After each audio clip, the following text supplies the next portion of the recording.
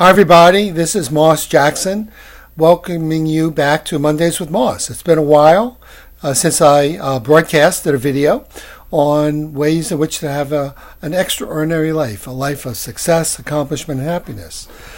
Well, we're past the holidays. We're past President Trump and his speech to the country about the wall and about stopping government. So hopefully you're back on your way to some recovery and looking forward to eventually moving into the spring. Well, it's still winter, but, we have a sunny day today. So my topic today is resilience, which is really the art of bouncing back, turning shit into manure, not letting life get you down, not letting your circumstances beat you up. Every day we wake up to stuff. Stuff happens. It won't go away, folks. There's no Garden of Eden. There's no rescuer. We're not prince or princess. No one's going to come and take care of us. We're grown up and we got to function.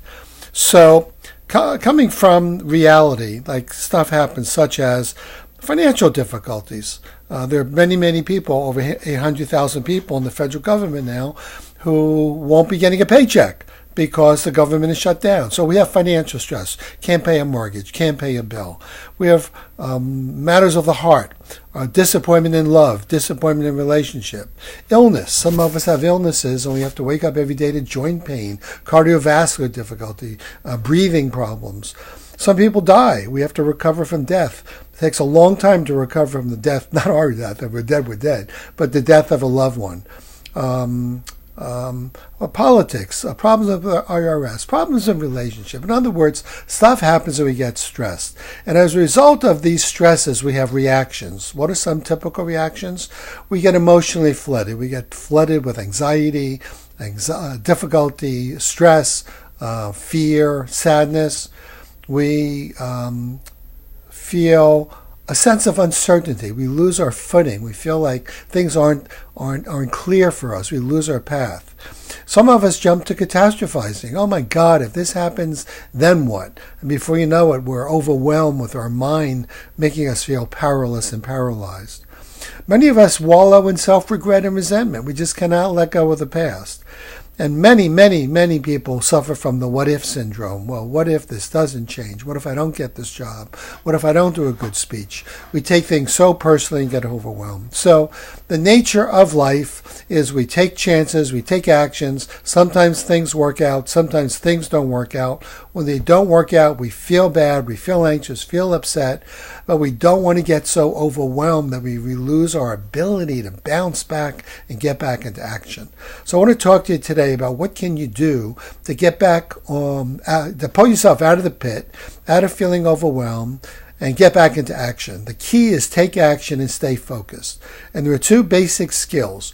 One is coping or problem-solving skills. The other one is self-regulation skills. Coping skills have to do with what can I do to make better decisions, to figure out a path of action.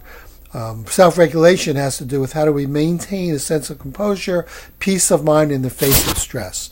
So over the next few 2 or 3 broadcast videos, I want to talk to you about resilience. I don't want to rush through it. I want to take some time so you can digest a few ideas. So I want to give you 3 actions you can take for coping and 3 actions you can take for resilience to begin this conversation.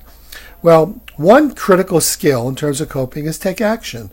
Always be in action. So if there's a financial difficulty, you might say, okay, what can I do to prioritize my spending bills? What can I do with the limited amount of money I have to prioritize and figure out what's necessary, what do I have to put off? Another action step could be, say you're feeling apprehensive about a customer. Well, rather than waiting until the customer calls you up with dissatisfaction, call the customer up and say, I've been thinking about you. You're an important customer. I like our relationship, and I want to make sure we're on the same path and you're being taken care of. Is anything going on I need to know about? How can I be of help? That's called taking action. It's also called be proactive. Don't wait until the situation gets better. Another action you can take is think small and reward small. The question, how do you eat an elephant? One bite at a time. So take one small action and then reward yourself. Good job. Hey, I made that phone call. I paid $5 towards my bill. I called my creditor. I didn't wait until the boogeyman got me. A third action you can take is give up perfectionism. You will never be perfect, no matter how long you live, ever. Perfection is a myth. And it's a dangerous myth because we think we're supposed to be perfect, to be lovable, to be successful. The most successful people have no attachment to being perfect. They just want to get the job done. They learn as they go. Sometimes it works, sometimes it doesn't, but they have a growth mindset that they learn from their failures. So 3 action steps: taking action, think small, reward small, and give up perfection. 3 things you can do to recover is number 1, take recovery breaks.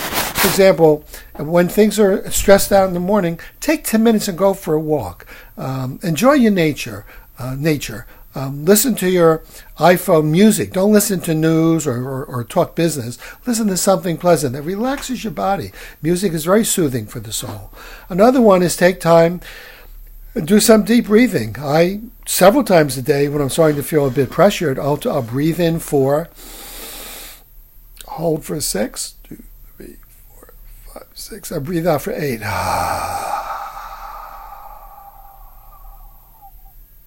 I can feel my body relax. I do that 5 to 10 times. Another one is be a learner.